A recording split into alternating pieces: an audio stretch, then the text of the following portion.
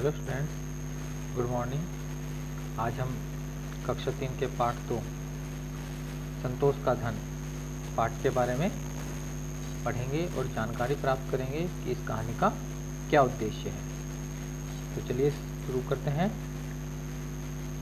पंडित श्री रामनाथ शहर के बाहर अपनी पत्नी के साथ रहते थे। कौन रहता था? पंडित श्री रामनाथ। कहाँ रहते थे? शहर के बाहर।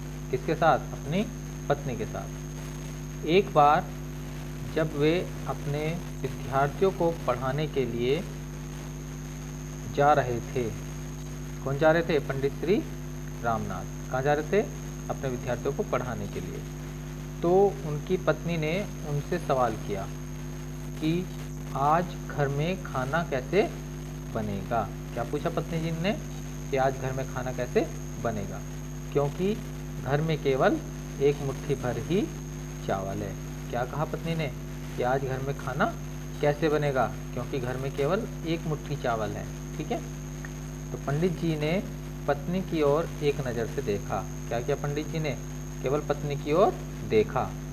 फिर बिना कोई जवाब दिए वे घर से चल दिए। कौन? पंडित जी। उन्होंने अपनी पत्नी को कोई भी जवाब नहीं दिया और वे घर से चले गए। शाम को जब वे वापस लौटकर आए। कौन? पंडित जी। तो भोजन के समय थाली में कुछ उबले हुए चावल और पत्तियां देखी। क्या देखा उन्होंने? कि थाली में कुछ उबले हुए चावल और पत्तियां हैं। ठीक है। यह देखकर उन्होंने अपनी पत्नी से कहा। क्या कहा? भद्रे, यह स्वादिष्ट साग जो बना है वह किस चीज़ से बना है? क्या कहा उन्होंने? कि भद्रे, यह जो भोजन आपने बनाया है ये किस चीज़ का बना है? पंडित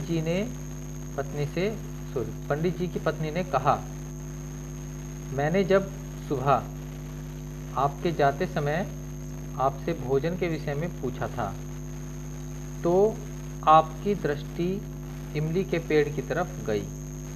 क्या कहा पत्नी ने? कि जब मैंने सुबह आपसे पूछा था तो आपकी दृष्टि इमली के पेड़ की ओर गई थी। मैंने उसी के पत्तों का साग बनाया है। किस चीज़ का बनाया है साग उन्होंने? इमली के पेड़ के पत्तों का। ठीक है। पंडित जी ने बड़ी निश्चिंतता के साथ कहा, अगर इमली के पत्तों का साग इतना स्वादिष्ट होता है तो फिर हमें चिंता करने की कोई आवश्यकता ही नहीं है। क्या कहा पत्नी ने? पंडित जी ने कि अगर इमली के पत्तों का साग इतना स्वादिष्ट है तो हमें चिंता करने की कोई भी आवश्यकता नहीं है। अब तो हमें भोजन की कोई चिंता ही नहीं रही, कि अब हमें भोजन की कोई चिंता करने की ज़रूरत नहीं है। ठीक है।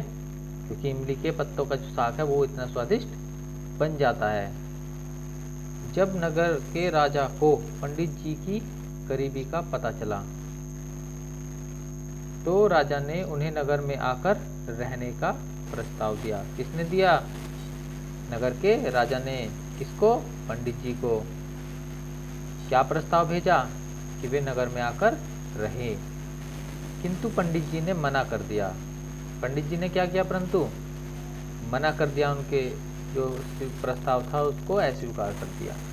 राजा हैरान हो गया और स्वयं जाकर उनकी कुटिया में उनसे मिलकर इसका कारण जानने की इच्छा हुई।